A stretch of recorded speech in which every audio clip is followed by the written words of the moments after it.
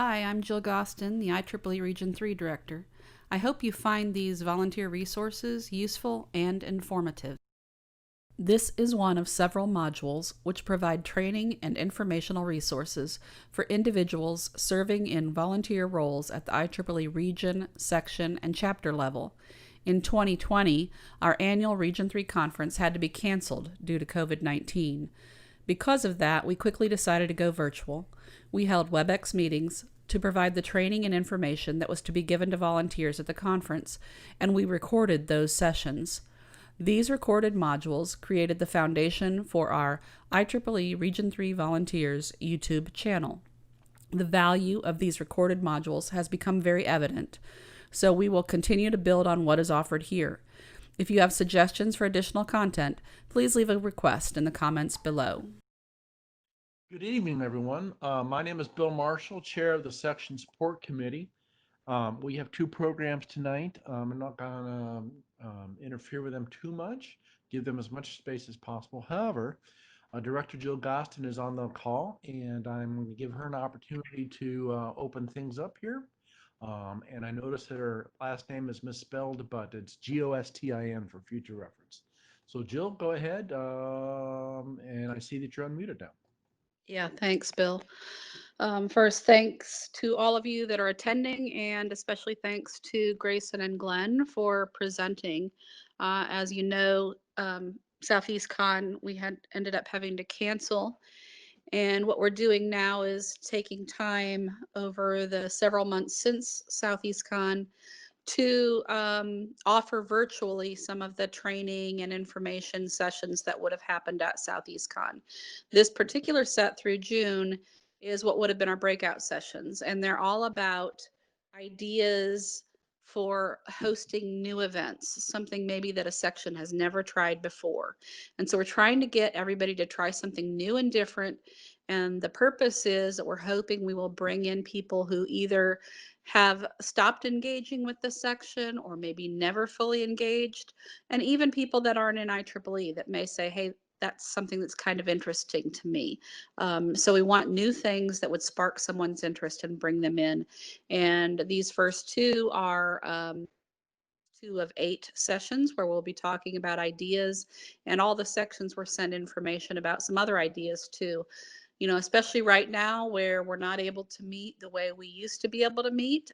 It's time to think outside the box, think of new ways to meet and to engage. And maybe it's something you can do in a few months. Maybe it's something you just plan now and you can't do it till next year. But I want everybody to start thinking about those things. And special thanks to Grayson and Glenn. And I'll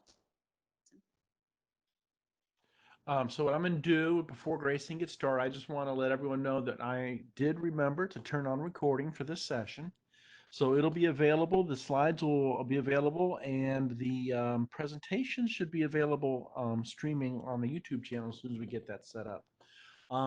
We plan to go about an hour tonight with about 30 minutes more or less for Grayson and 30 minutes more or less for Glenn. And I am, just to remind you, I am muting people. If you have a question, raise your WebEx hand or send me a text, and or send the panelists a text, and Grayson should see it, and then Glenn can see it. So now I'll hand it off to Grayson. Go right ahead, please. Thank you. This evening, I want to talk about engaging our members, and I've had great luck doing it with projects. So there is an official projects position at the region level, and my role is to help assist the sections, the chapters, and the affinity groups with generating projects that will help engage our members. Get my slides to. So what engages local members? IEEE engages members in a lot of different ways, and a lot of them are at the society level or at the standards level. But at the local level, at the section level, what are the members really looking for? They want to network with people. They want to find out what's happening in their community. They're looking to learn, use skills that for their job and for personal growth. A lot of our members are looking to learn new things that aren't necessarily in their day-to-day job. And working on projects that have social meaning and technical challenges. And we're going to talk a little bit more about that. But there's great interest in projects that impact society. So by doing a project, one, we engage our members, we educate our members, we support IEEE's endeavor to advance technology for humanity. You know, it's our tagline. We're really here to help generate new technologies in support of humanity and stimulate interaction outside of IEEE. Projects teach the public about IEEE. We educate and involve students. We get new members through projects. And hopefully we can make the world a better place. There's a lot of different types of projects. I group 3 big groups, and this isn't the only stuff. There's a lot of other ways that you can do projects, but there's a lot of interest in STEM and student projects. We'll talk a little bit about that. There's a lot of professional competitions. DARPA has X Prize has competitions, and there's a huge number of other competitions from different societies and organizations that really challenge very challenging problems. And we also, there's a group of projects in support of the community. And I'll talk about that a little bit as well. But there's a lot of people that do projects that directly impact their local community. So I'm going to go through a series of projects. Most of them I've been involved with. Some of you have seen these slides before, but I'm really asking you, I'm not asking you to do these projects. These projects that I'm going to talk about are to stimulate you to consider how this applies to your particular section or chapter and how you can come up with ideas to implement a project in your area. The first question that I almost always get from everybody when I talk about projects is, well, I don't have any funding. Well, I didn't have any funding for any of these projects when I started it. And we'll talk about it, but funding is not the prerequisite for doing a project. The project, if you get a good group of people that are interested and excited to do a project, there are techniques for getting the project going, and the funding comes later. And the other thing I'll mention is as we go through these projects, I always partner. And we'll talk about the different partners that I used in some of the projects. So the first program is a very exciting high school program for robotics. All the schools, it has become very popular, and the schools are always looking for mentors to help support the program, and engineering mentors are wonderful, and the schools love to get the support. So working first is one program. There are certainly a lot of other programs.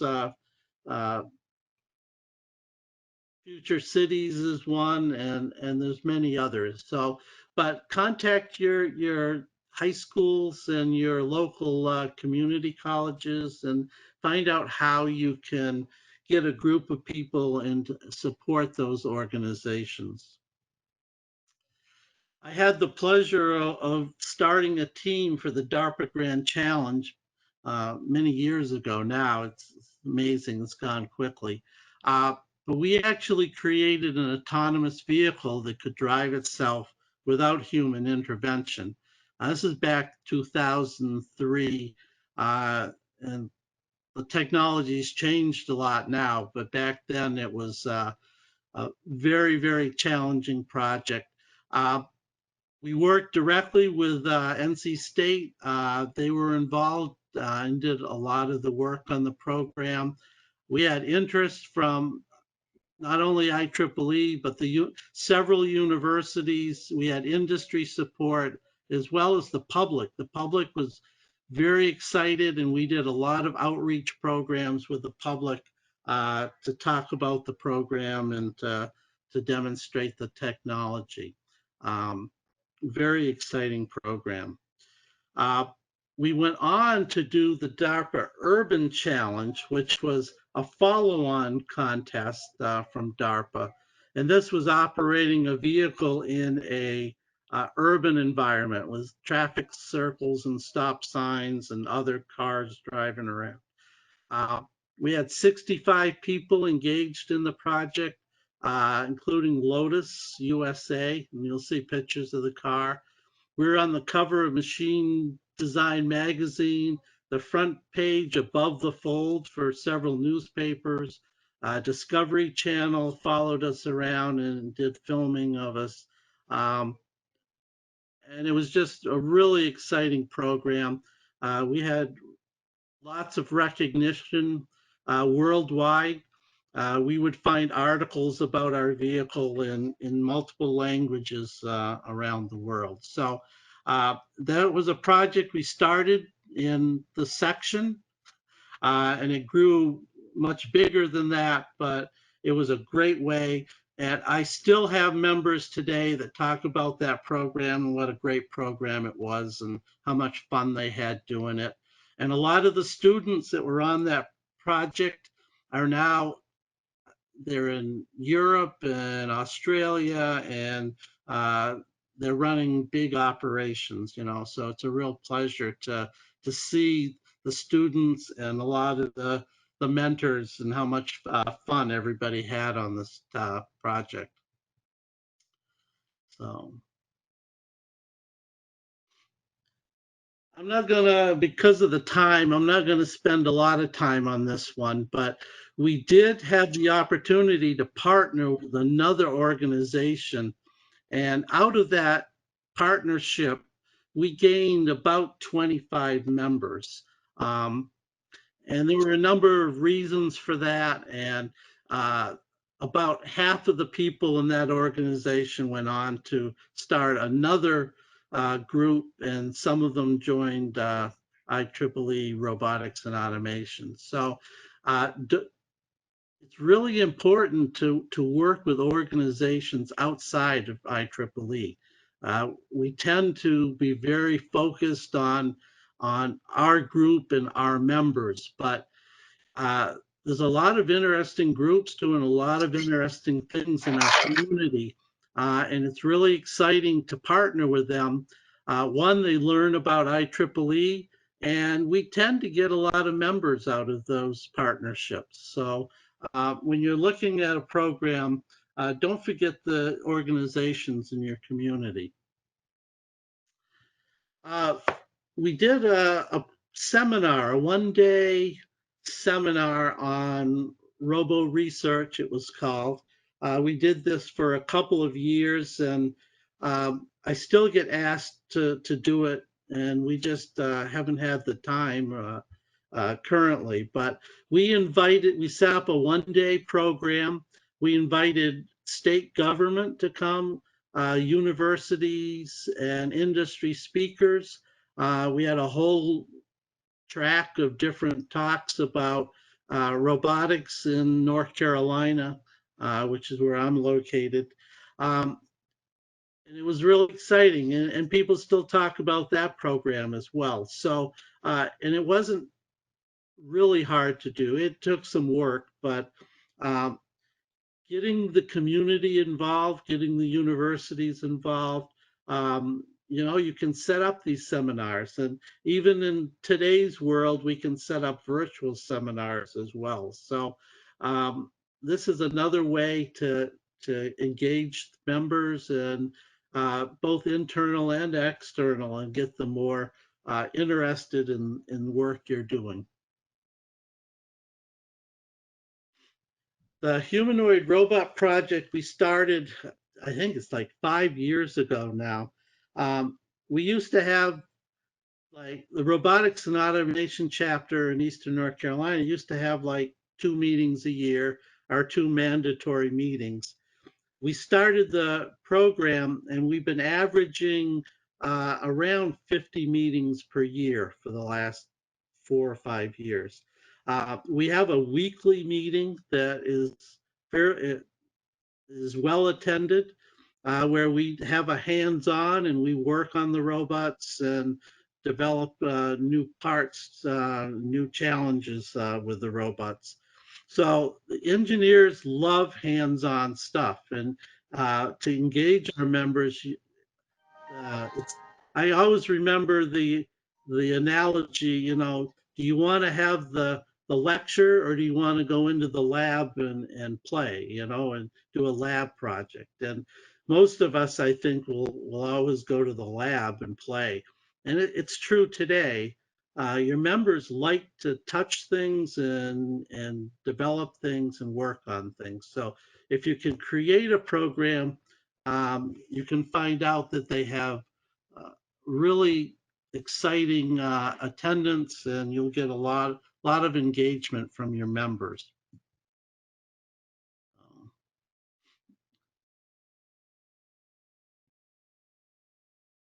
The robot can actually carry on a conversation with you uh, through natural language. You can just talk to him and he'll respond, and he does facial recognition, and is actually following the camera. He's actually looking into the camera here. Uh, so So after we developed the prototype robot, we applied for a IEEE Foundation grant, and we got money to actually build 4 additional robots. But the really exciting part of this is we partnered with a 501c3 that does STEM education. And they have a year-round program where they teach students and have STEM projects. So we actually had a project where the students, primarily high school and university students, built humanoid robots under the guidance of the IEEE engineers. And the students actually did a fabulous job, and understood what they were doing and how the robots were built. They took those robots out and they actually went out and showed it to 4,000 students in our community. And the students presented the robots to the students, which was a very interesting dynamic. So the kids really enjoyed seeing other kids having done the program. So engaging the students in these programs is huge. And although primarily the high school students did this program, they had students from age 7 and up. And the younger students, they had a program for them where they built sensors and really simple things, but they were very excited and engaged as well. And they got to work with the students. The high school students got to work with the university students. We had several professors that came and did different aspects of the robot. So again, it was engaging the universities, engaging students, and using our IEEE skills to help organize and manage the program. So here's some pictures, and this was a weekly meeting, and every week we get there's roomfuls of people. The parents would come and help, and it was a really exciting program. Still is. I mean, we're still working on the robot, and this year COVID's been kind of a problematic, but up to COVID, we were still actively having weekly meetings as part of the RNA program. A lot of you have probably seen this. This is the IEEE Move vehicle. This program, part partners with the Red Cross, and we deploy to natural disasters and support power and communications to get the Red Cross up and operational. We're also partnering with other emergency management and search and rescue agencies as well. And we have over 200 members now that actually are trained and can deploy with the truck. This program was actually developed. It actually started in Eastern North Carolina. Mary Ellen Randall was region director at the time and actually started 3 projects as part of her leadership as the director. And this one has continued. We've actually deployed the truck over the last 4 years. And we currently are working in programs in India and in the Caribbean with their emergency management agencies there as well. So this program is started as a local program, became a region program, and is now operated under IEEE USA. And they're probably going to expand into the worldwide arena. So again, this started locally. We got a team together. We did an initial design. We did some outreach to find out what was needed at the events, and from there, it's evolved into a very active program supporting, members from across the U.S. right now. When the truck's not being deployed to disasters, we do deploy through public outreach and STEM. So the truck goes to a lot of universities. We take the truck to a lot of public events, National Scout Jamboree, the Atlanta Science Festival, many others that aren't listed. And we average about 50,000 people a year that we contact. And the number one question is what's IEEE? So it's just a fantastic way to introduce IEEE to the public and a great way to help people in need. There's some other types of projects that you can do. There's a lot of sections do programs for the disabled. They toy car conversions that are converted for children that have disabilities, artificial hands and limbs. I know one group did a device controller for paraplegic that was able to use their mouth to control the computer and TV and some things like that. So programs for the disabled are a very popular way to do projects. Smart Cities is a program, a national program. I know our community has a Smart Cities department. It's only a couple of people, but they're looking at smart traffic lights, smart crosswalks, ways to encompass technology into the daily operation of the local town or community. So I know a couple of years ago, we had our Smart Cities team from Cary, North Carolina came in and did a presentation and talked about some of the things that they were doing in our community. So it's another thing to consider if you're looking for ideas. Find out if your local town or city has a Smart Cities division, and you may be able to not only get information from them, but they're dying to get good technology input into their programs. So it's a great way, another great place to partner with outside of IEEE. Partner with other organizations. You definitely want to try to get students involved, definitely the universities, but I've found that the K to 12 students are equally as excited to participate as well. So, you know, look for that. Look for other nonprofits that are working with students, or maker spaces are a great place to find out what's going on in your community. Uh, you can do programs, uh, communications for rural schools, senior centers, public buildings.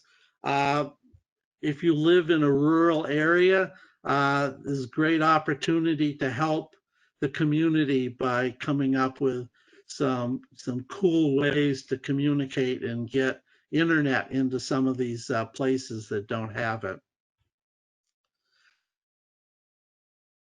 And education projects, don't be afraid to reach out to the public. A good social media campaign. If you're working on a project, invite the public in to find out what you're doing, show them what's going on. Uh, I've had fantastic luck with the community getting behind what we were doing, assisting with funding and materials, and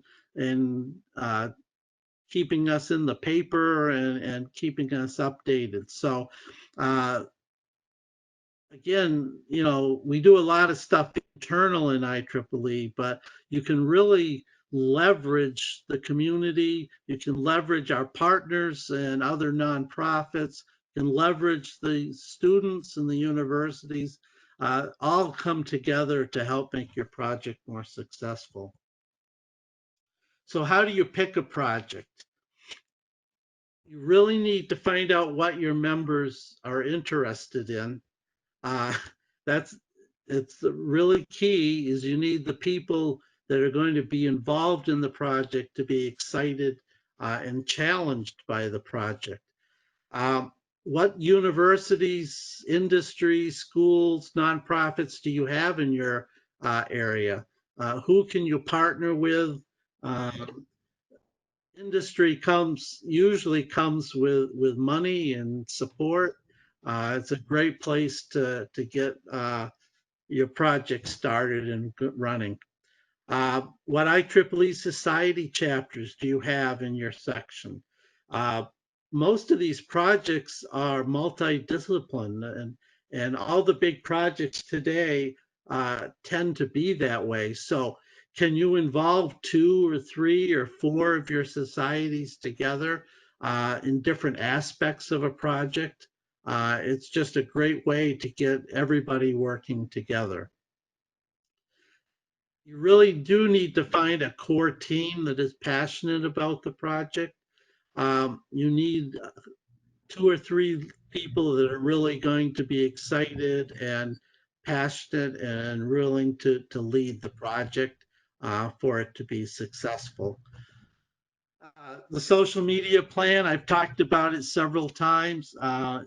Social media is a great way to get the word out, and not only for the members of the team, but for the community at large as well. And and I'll say it again, as hard as it is, don't worry about the funding. If your team is really excited about the project, you will find ways to get the project started. Um, you're not going to do the whole project in a short period of time. If you pick a big challenging project, my projects, I usually have a 5-year vision for the project.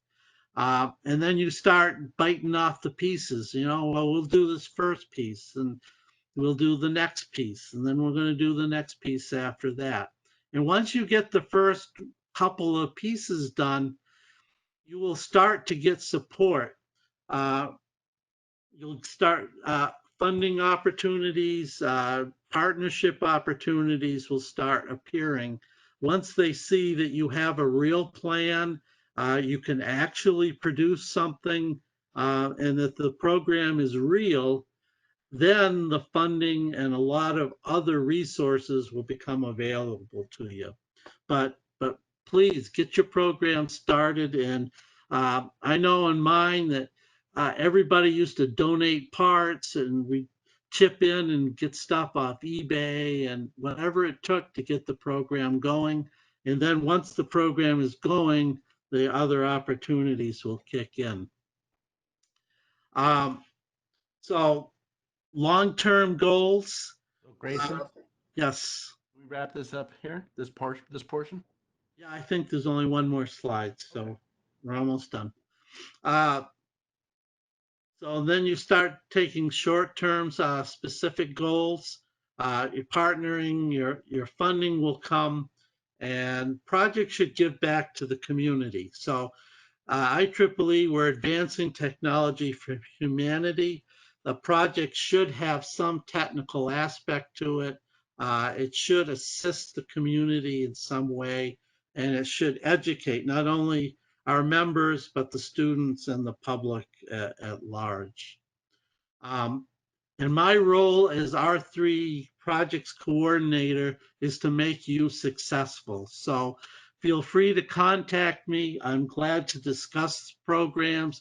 If you have ideas or want help in how to get started, I'm more than happy to work with you to make that happen, because we really want everybody to start projects, and we found that it really does engage our members. It increases activity in the areas, and it's just a great tool for making your organization successful. Okay, thank you.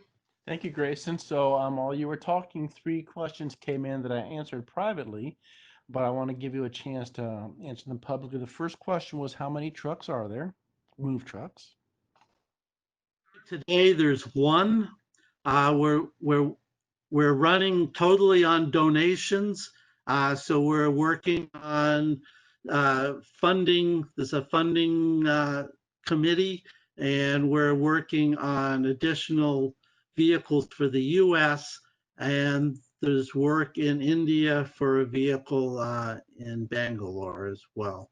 And the Caribbean is looking at a modular approach so that they can transport their communications and power via helicopters or boats. So there's one. Thank you. The second question was from earlier in your presentation. What does FIRST stand for? FIRST stands for inspiration. I forget the acronym.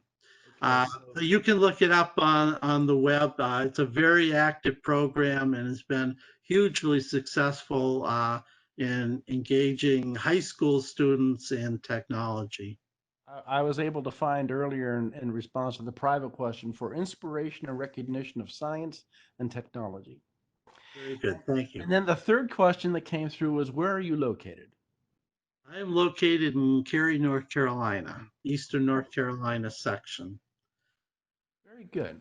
Unless there's some other questions out there, someone raises their WebEx hand or something, we'll move on to Glenn's presentation. Hearing and seeing none. All right, I'm going to give Glenn the presenter role. Presenter. All right, Glenn, you should have the presenter role now. And you are ready. And now, Glenn, I hand it over to you. Let's see. Okay, great. Can everyone hear me okay? I can hear you. Excellent. So I left my slides alone. These were the ones that I was going to present at SoutheastCon. And some of you may have seen some of these slides. 2 years ago, I presented them when we were in Florida for SoutheastCon. And some of the content has changed. My intent is to tell you what's been successful for us as far as engaging industry with your section. And you know, I remember talking to Jill Gostin, and she told me what worked for the Computer Society in Atlanta. And I thought, well, that sounds great. We'll try that. And it didn't work for us here. And so I was able to learn the lesson that, your local section is really defined by the industry that you are surrounded by. And so what works for me may not work for you, but I think you can get some ideas from this and maybe tailor it to something that will work very well for you. I am the Huntsville section chair in Huntsville, Alabama. We hosted SoutheastCon last year, and I'm also the vice chair of the Region 3 Conference Committee. And so let me go ahead and get started.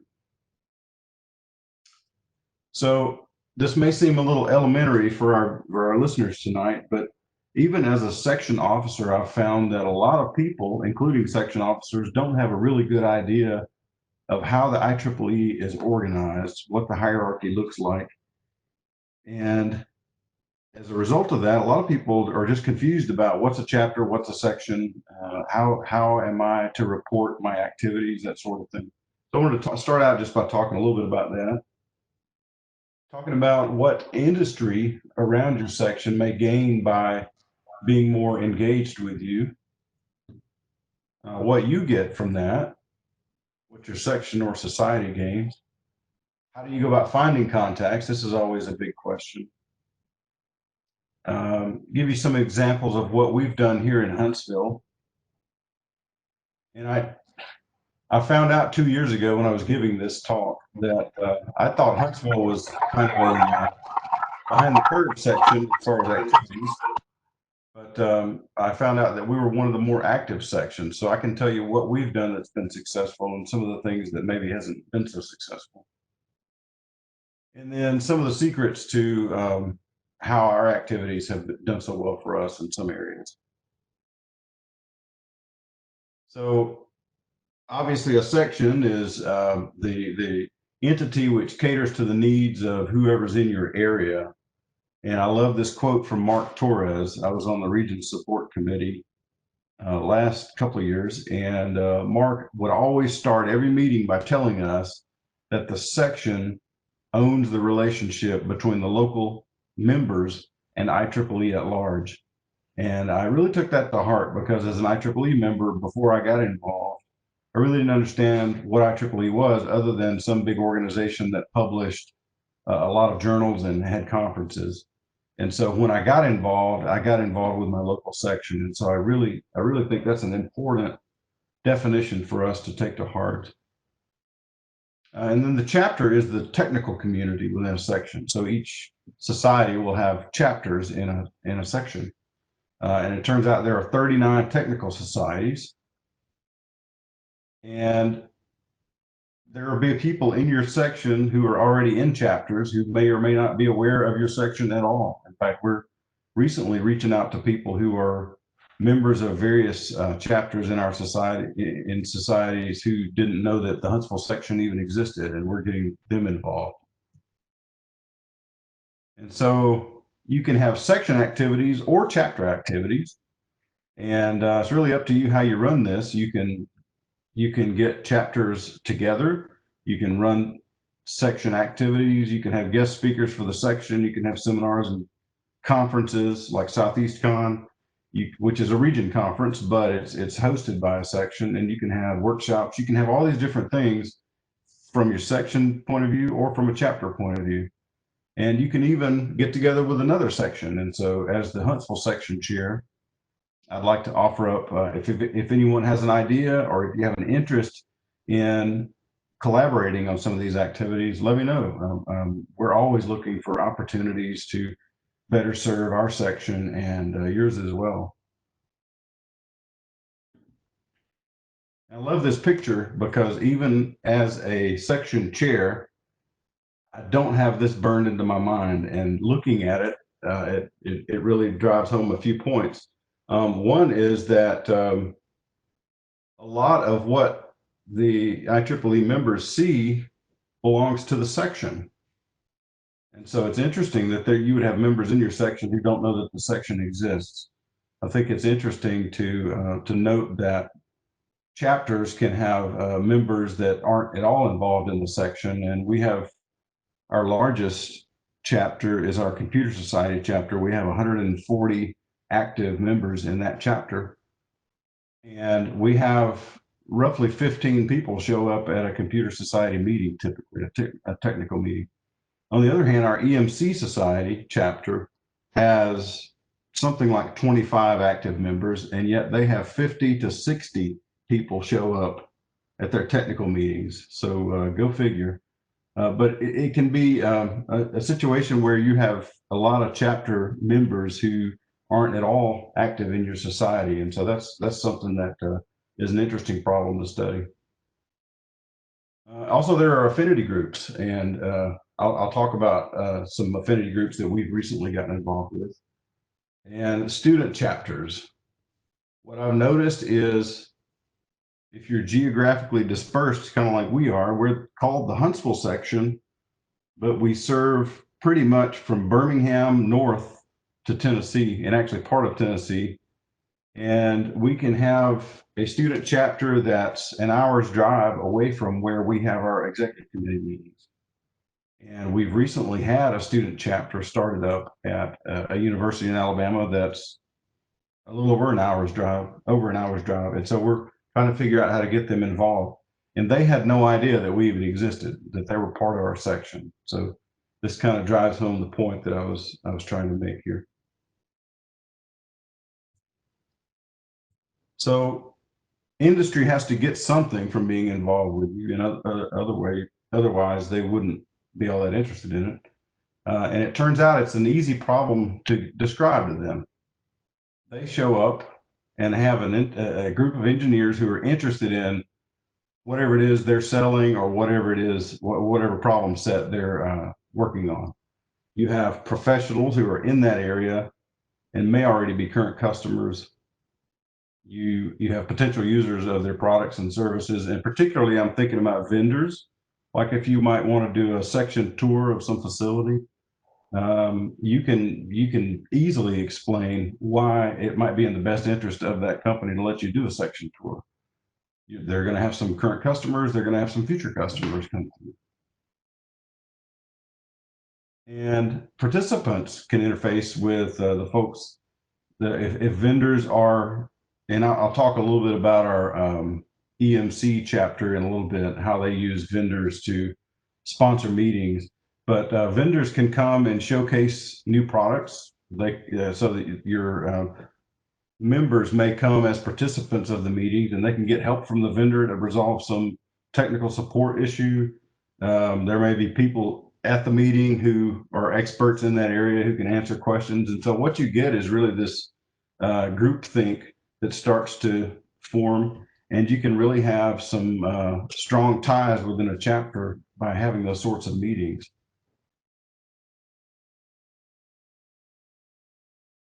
And obviously the vendors get to show off whatever they're coming up with and get feedback from either current customers or future customers. So it's a win-win from both sides. Okay, so what does IEEE get? Well, hopefully you get new members. This is something I mentioned earlier.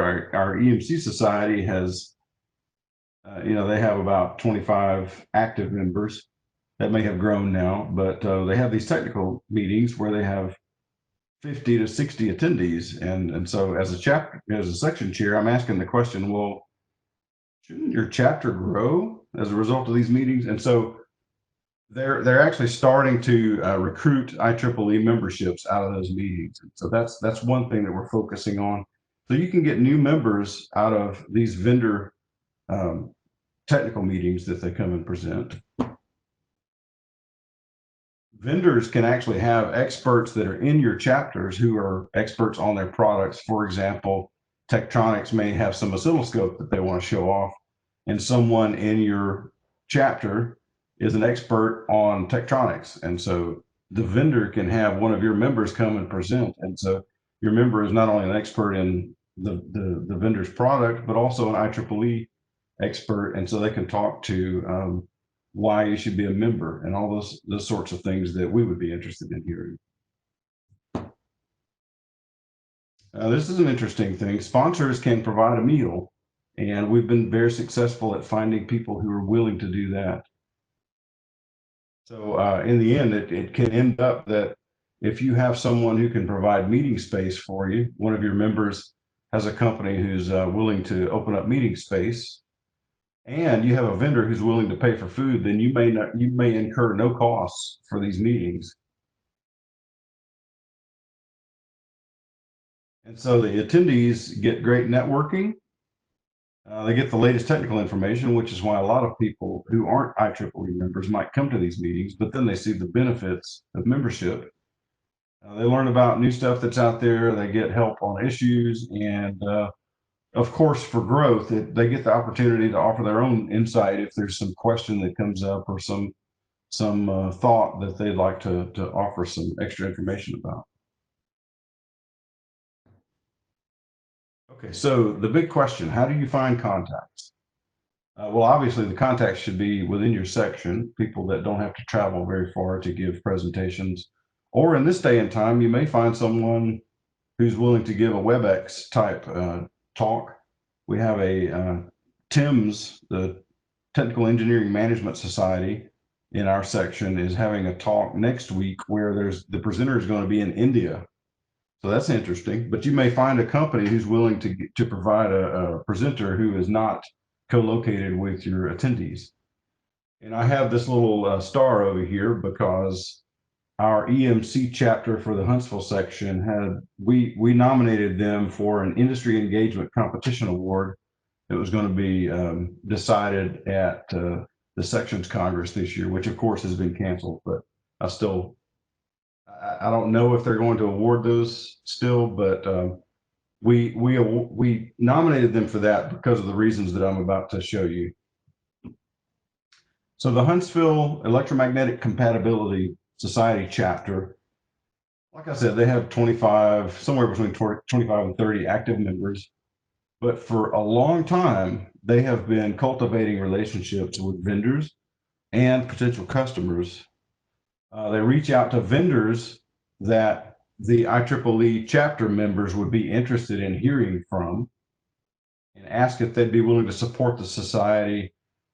They can either come in and present something or they can be a meal sponsor. This is all set up a year in advance. So you can imagine that you don't have to stress about who's going to do what 3 months out because that's been set for a long time. They ask vendors to sign up for a specific date, which means you must have all your talks set a year in advance, what the date's going to be and where the location is. And some vendors say, yeah, I want to sponsor every March, or I want to sponsor March and June. And they'll do that year after year. And a good problem to have is your calendar fills up and you don't need any more vendors to sponsor meals.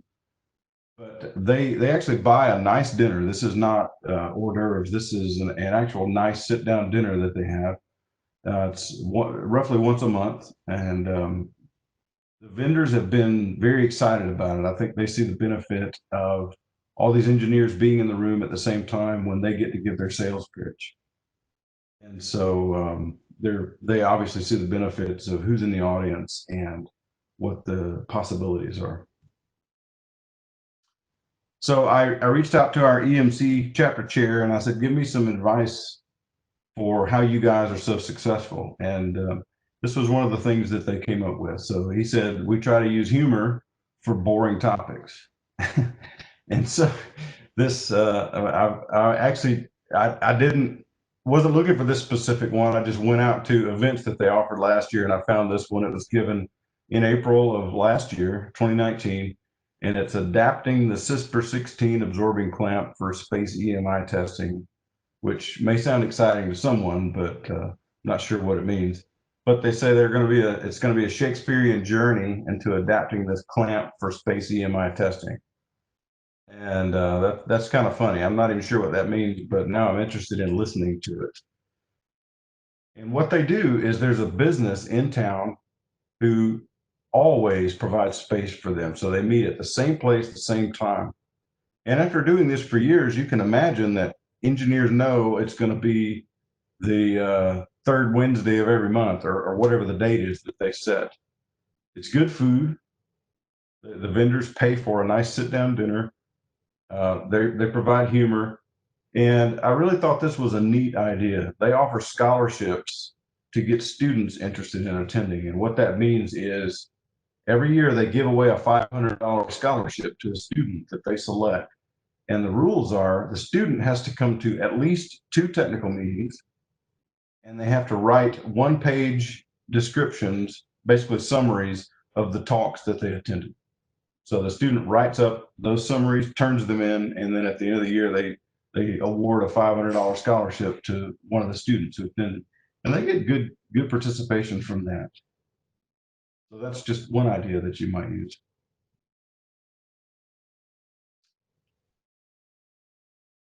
So just in general, you can provide a free meal with a technical talk. Our section awards the $200 that we get from IEEE corporate just flows right down to the chapters.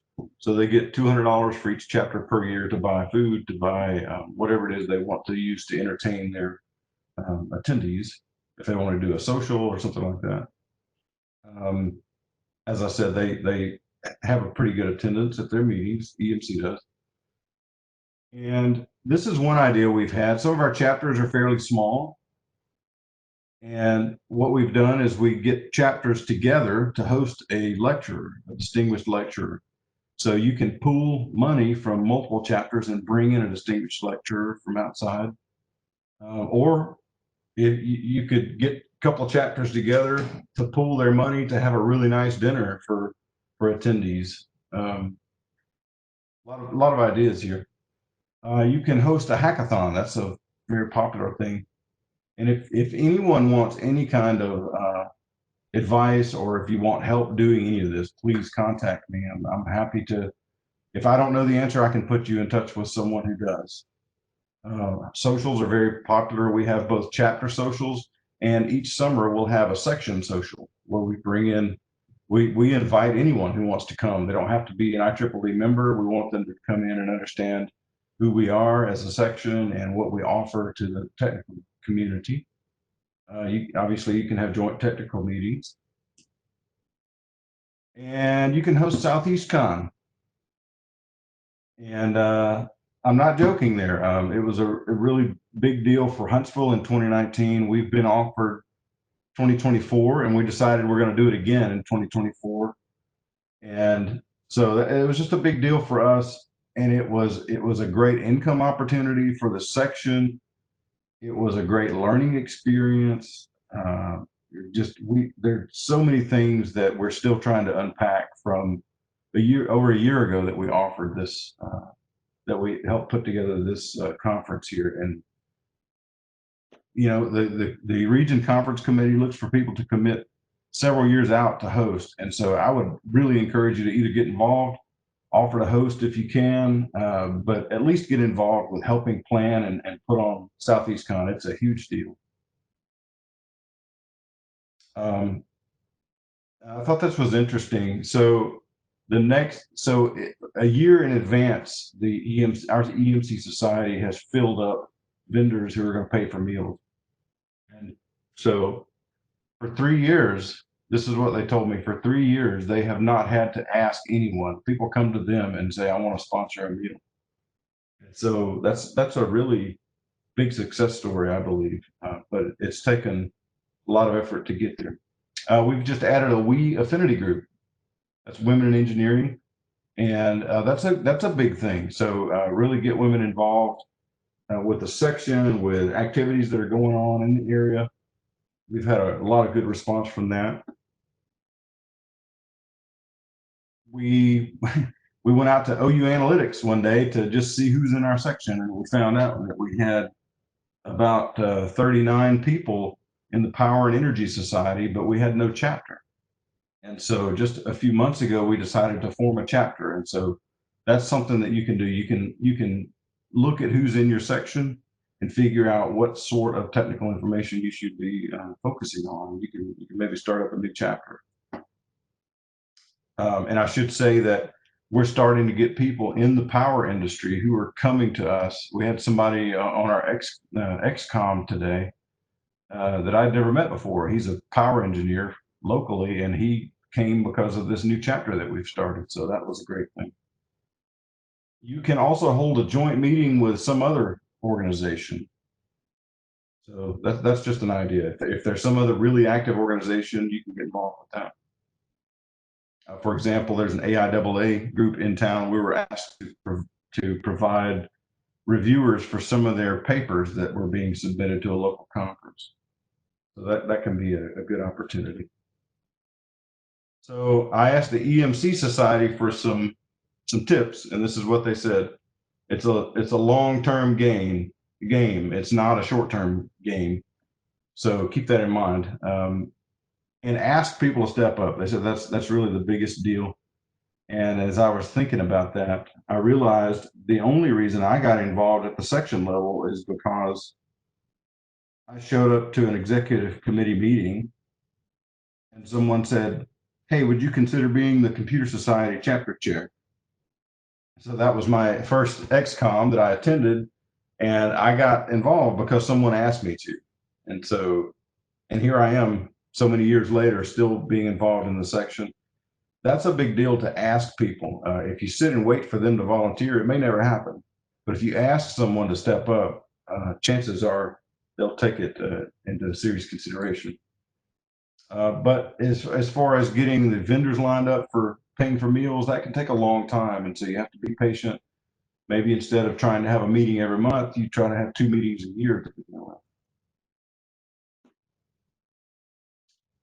And these are just some of the other tips that they gave us. Always take time to really make the meal sponsors feel like they're appreciated. That's a big deal. Make sure they have time to talk about their products, make sure they have true appreciation at the meeting. And you can give out gift certificates. We've printed up certificates of appreciation, had them framed. We've done a lot of things like that for the speakers.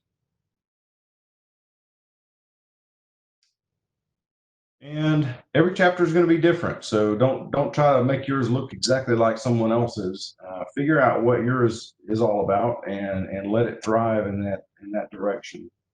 And see what you can do to make sure the attendees want to come back. That's a big deal. What we find in our section is the same half a dozen people are the ones doing 80% of the work, and if they hadn't gotten involved, then it would be a different story. Definitely look for people that might step up and serve in your section, might serve as chapter chairs, and don't expect it to happen overnight. Look a few years out as you pour into these activities. And that's all I had to say. Are there any questions?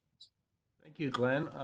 Does anyone have any questions? Raise your WebEx hand or send a chat all or anything out there.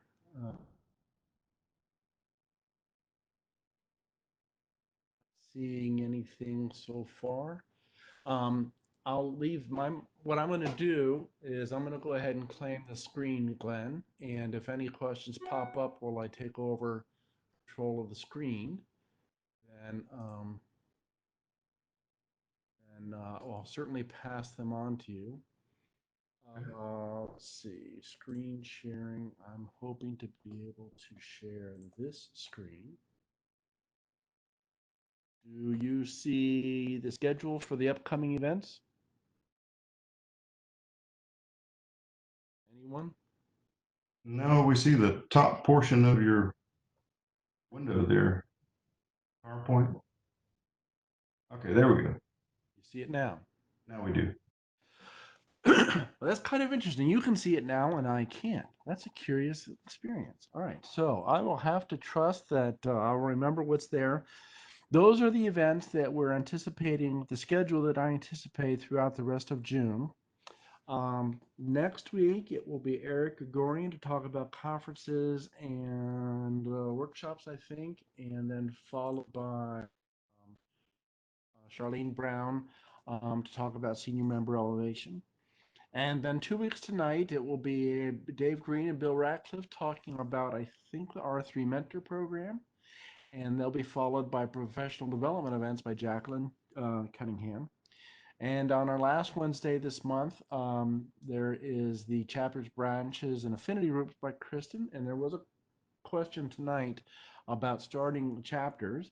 And so that would be a good time to call in to check that one out. And then I will be giving the last one in this makeup session on outreach to from the section to the society, to basically our community. So that's all for tonight. I do want to make you all aware that the YP group is hosting a set of professional development webinars on I think it's the second and fourth Thursdays of the month. And in the announcement that includes the remainder of these three makeup events from SoutheastCon, I'll also include the schedule for the two that will be in June. And we will, over the course of the next few weeks, see if we want to add anything to July to these Leadership Wednesdays. I want to thank, I'm going to stop sharing my screen now so I can see if any questions came in. Stop sharing. And no new questions that I've seen. And I think what I will do then is I will say good night to everyone and thank you all for being on this call. And if you have any questions, contact Rayson or Glenn, or just send an email to me, which is just marshalliv@IEEE.org. That's MARSHALLIV at IEEE.org. So have a good evening and stay safe, everyone. And I hope to see all of you or many of you in a week. Good night.